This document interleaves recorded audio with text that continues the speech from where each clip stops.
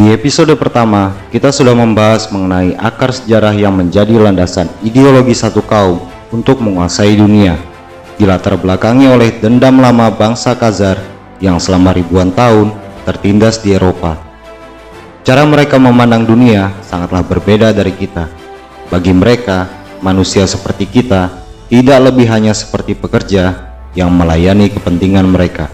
Disposable people, begitulah istilah yang mereka kenakan kepada kita.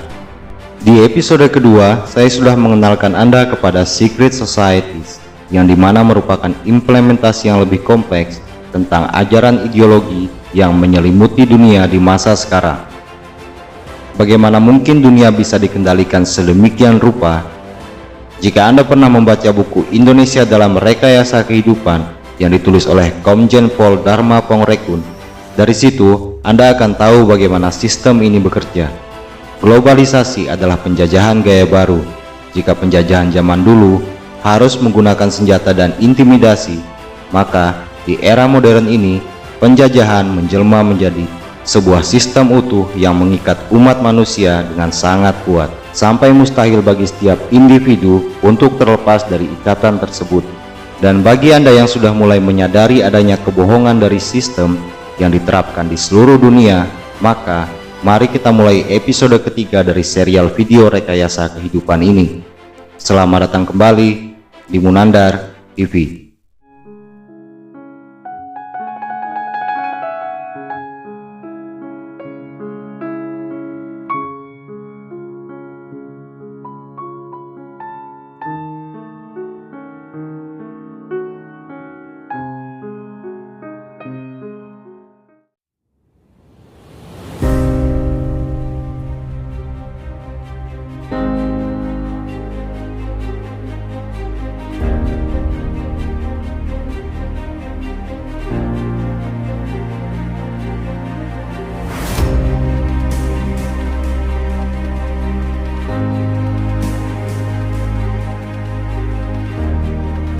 Pada akhir episode kedua, kita sudah sedikit menyinggung tentang Knights Templar.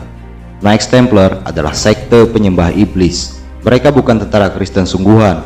Inisiasinya dilakukan dengan meludahi salib, The Antichrist. Dari namanya saja, jelas terlihat bahwa sekte ini berorientasi pada Temple of Solomon atau kuil Nabi Sulaiman di Al-Quds atau Yerusalem, tempat dulu disemayamkannya tabut Nabi Musa. Knights Templar terobsesi dengan tabut itu. Ketika Nabi Daud berhasil membangun kerajaan di Palestina, ia memerintahkan putranya, Nabi Sulaiman, untuk membuat kuil khusus guna menyimpan tabut Nabi Musa. Maka dibangunlah kuil Sulaiman atau Temple of Solomon oleh Nabi Sulaiman. Raja Nebukadnezar kedua adalah Raja Neo-Babilonia atau Irak di masa sekarang. Saddam Hussein dikenal mengklaim dirinya sebagai keturunan Raja Nebukadnezar kedua. Nebukadnezar adalah orang yang menghancurkan Temple of Solomon atau kuil Nabi Sulaiman. Sisa-sisa runtuhan kuil Sulaiman inilah yang kemudian menjadi tembok ratapan tempat bangsa Yahudi meratapi kesedihan karena hancurnya kejayaan yang dibangun oleh Nabi Daud dan Nabi Sulaiman. Sejak diserang Nebukadnezar 2600 tahun yang lalu, tabut Nabi Musa hilang sampai sekarang. Tak ada yang tahu pasti di mana tempatnya. Kompleks Masjidil Aqsa termasuk Masjidil Qubah As-Sakrah dibangun pada abad ke-7. 1200 tahun setelah kuil Sulaiman hancur, umat Islam, Kristen, dan Yahudi hidup rukun di Al-Quds atau Yerusalem selama ribuan tahun. Tak ada perang jika tak ada provokasi. Baru ada konflik setelah dipecah belah oleh Mandate for Palestine yang dibuat oleh League of Nations pada tahun 1922. Hal ini kemudian memicu migrasi besar-besaran kaum Zionisme atau Ashkenazi Jews dari Eropa ke Palestina, sehingga membuat terbentuknya negara Israel di tahun 1948. Ini adalah sebuah pengetahuan umum. Anda bisa cek di Wikipedia dengan kata kunci Old City Jerusalem. Ketika Khalifah Umar bin Khattab tiba di kota suci Yerusalem, ia disambut hangat oleh otoritas agama di situ. Tidak ada perang. Justru Umar dianggap sebagai pelindung dan penyelamat kota Yerusalem oleh pimpinan tertinggi agama Kristen di situ, yaitu Sophronius. Umar dipersilahkan melaksanakan sholat di gereja, tapi Umar menolak karena takut suatu saat umat muslim mengklaim gereja itu adalah tempat sholat. Umar sholat di luar gereja dan menulis surat kepada otoritas Kristen di situ yang isinya melindungi gereja dan melarang umat Islam mengklaim gereja itu. Ini adalah contoh nyata keteladanan umat beragama yang tak diajarkan di sekolah.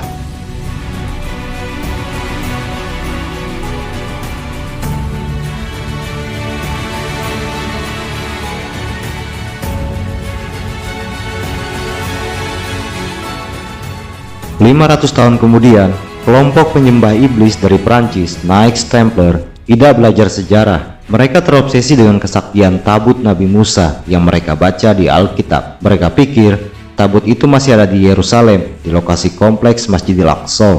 Betapa bodohnya mereka tidak tahu kalau kuil Sulaiman sudah hancur oleh bangsa Neo-Babilonia. Tak ada sangkut pautnya dengan Islam yang lahir 1200 tahun setelah kuil itu hancur. Kelompok Knights Templar ingin mengambil tabut Nabi Musa di Yerusalem untuk kejayaan dan kekayaan pribadi. Mereka butuh uang dan dukungan politik untuk melaksanakan misi itu. Maka dibuatlah fitnah bahwa umat Islam merampok peziarah Kristen yang ingin pergi ke Yerusalem. Kemudian mereka membujuk Raja Prancis dan Paus agar mau perang merebut Yerusalem. Adu domba umat beragama dimulai dari Knights Templar yang melahirkan warisan kebencian 1000 tahun antara umat Muslim dan Kristen. Aliran Namrud ini memang benci ketuhanan dan agama, mengadu domba umat beragama untuk memperoleh kekayaan dan kejayaan. Perhatikan nama awalnya, The Poor Fellow Soldier. Mereka tadinya adalah tentara bayaran miskin. Logonya satu kuda dua orang karena tak mampu beli kuda sendiri. Melalui adu domba umat beragama yang melahirkan perang salib selama 300 tahun, sekte penyembah iblis yang awalnya miskin itu menjelma menjadi The Bank of Europe. Knights Templar memiliki jaringan dari Eropa sampai Timur Tengah, maka dibuatlah sistem cek perbankan dan letter of credit yang kita gunakan hingga sekarang. Knights Templar kemudian memberi hutang pada raja-raja, termasuk Raja Prancis. Jurus membangkrutkan negara-negara lewat hutang sudah dimulai oleh Knights Templar 1000 tahun yang lalu. Bank sentral negara-negara di dunia, termasuk Indonesia, hanya meniru apa yang dilakukan oleh Knights Templar ini. 20 years after Jerusalem was taken, the Dome of the Rock was seized by a group of warrior monks calling themselves the Knights of the Temple of Solomon, or more simply, the Knights Templars. In Jerusalem, the Templars began to deviate further and further away from the practices of Christianity. They learnt the secret arts of the Kabbalah, the arts from the pagans of ancient Egypt during the times of enslavement to the Pharaoh, and developed them into Babylon at the time of Nebuchadnezzar. In 1307, Philippe of France arrested them for charges of denial of Christ, homosexuality, and idol worship, as well as magic. In 1314, Clement V declared all Templars as heretics to Christianity, ordering all their properties to be seized. Their leader, Jacques de Molay, was captured and burnt to the stake. The Templars were cornered, and just when it seemed they were finished forever, a glimmer of hope arose from a seemingly certain end. They were to find a safe haven as well as an ally. But not in France. In fact, in a country in a desperate struggle for independence against the English, the country of Scotland.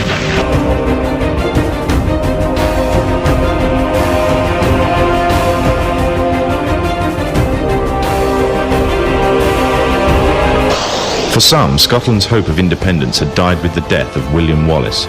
However, to the King of Scotland, Robert the Bruce, the arrival of the Templars gave him a new secret weapon. Experience gained over 200 years of fighting the mighty armies of Islam had made them expert in combat and warfare, and more than a match for any army brought before them. In 1314, the Templars, allied with Robert the Bruce and his army, took to the fields of Bannockburn in the long-awaited showdown with the English. Robert the Bruce's foresight paid off. The 25,000-strong English army suffered a humiliating defeat at the hands of only 6,500 men. The dream of an independent Scotland had finally been achieved. The Templars had brought themselves back from the brink of destruction, and never again would they allow themselves to be destroyed. This time, they would control the country by controlling its kings, and in order to preserve their secret order, the Templars would have to die, or more precisely, the name would have to die. The Templars who had escaped Europe were finally laid to rest in Roslin Chapel, Scotland, which stands to this day as sign of their presence in Britain. Descendants became the true power of Scotland. In 1603, the death of Queen Elizabeth I left England without an heir to the throne. By virtue of descent, King James V of Scotland became King of England. In doing so, Scotland and England joined to form a new kingdom, and the power that the Templars held over Scotland spread to give them a firm grip on the whole of Great Britain. For over 100 years, the Templars concealed their activities, fading into the background until they were little known and little remembered. However, they did not cease to keep a firm grip on Britain. All the time they were planning, regrouping, and infiltrating positions of power in all corners of the kingdom. In 1717, the Templars made their reappearance in Europe. They had grown in both number and strength, and were now ready to coin a new identity, free from their reputation of the past, and given credibility by none other than the monarchy and aristocracy of England. The name they chose for themselves was a name that would be known by many, but understood by a few. This new name, the Freemasons.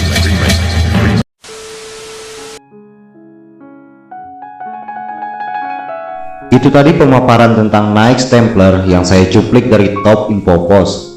Sengaja saya cuplik agar dipahami bahwa pemaparan saya tentang Knights Templar ini bukan berdasarkan pendapat pribadi saya.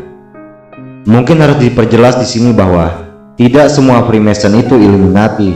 Illuminati adalah kelompok yang sangat elit dan sangat eksklusif. Bagaimana cara mereka menguasai dunia lewat program politik, militer, ekonomi, sains, dan diplomatik.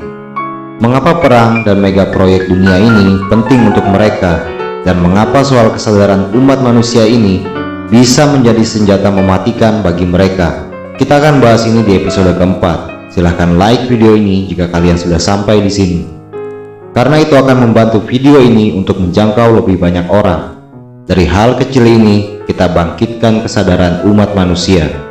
Terima kasih.